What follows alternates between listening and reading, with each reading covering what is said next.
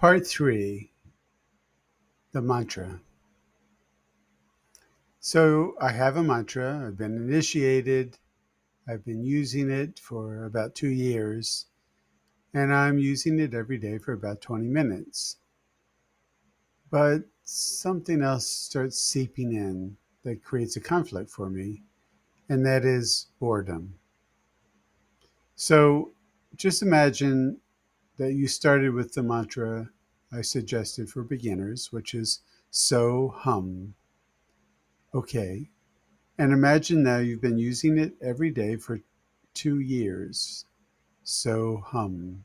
Sitting there, so hum. There's a practice in yoga called japa yoga, which is to use it a mantra more intensively, not only in meditation, but to use it during the day. You're waiting for a doctor's appointment, or you're stuck in traffic, or you don't know what to do with yourself, or you're feeling a little distracted, you can sit there and do the mantra over and over and over again. But as you can imagine, if you've picked out your own mantra and you're doing so hum, after a while it starts to get a little bit old and you start running into the issue of boredom.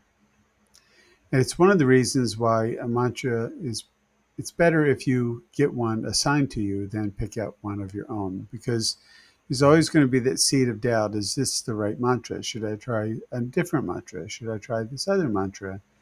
So there's always this doubt and confusion about the mantra and whether if it is right for you. Anyhow, that being said, even if you're assigned a mantra, you are going to, at some point, at least I did, run into the issue of boredom. And boredom was a major obstacle for me.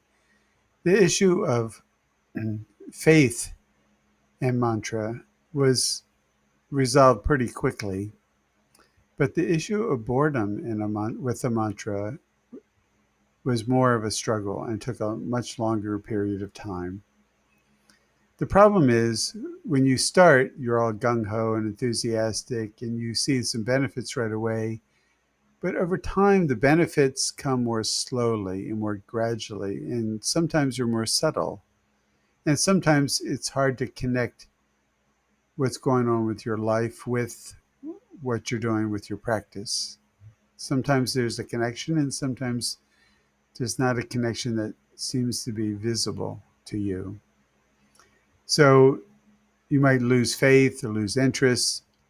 Very few people stick with a daily meditation practice. Unfortunately, that's the only way you can get a feel for what the true benefits are, is if you stick to it for an extended period of time. That means more than 2 years every day. And I know for Americans in particular, that might be a particular struggle because we're used to having things sort of handed to us on a platter, or take this pill and feel better.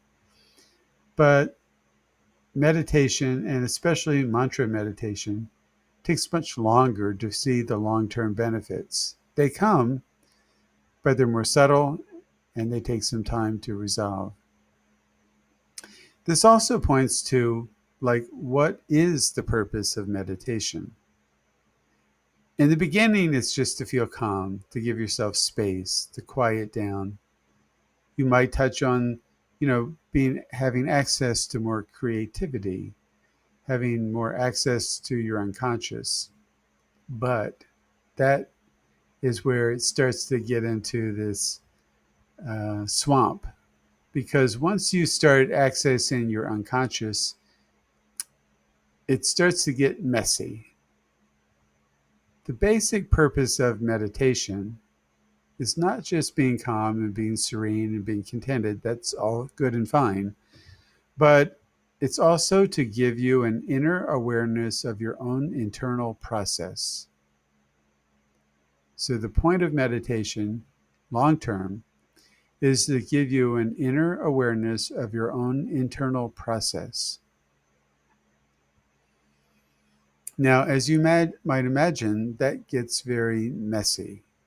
because whenever we're dealing with our own beliefs, our own conditioning, our own opinions, our own personality, it's very difficult to see things from a distance.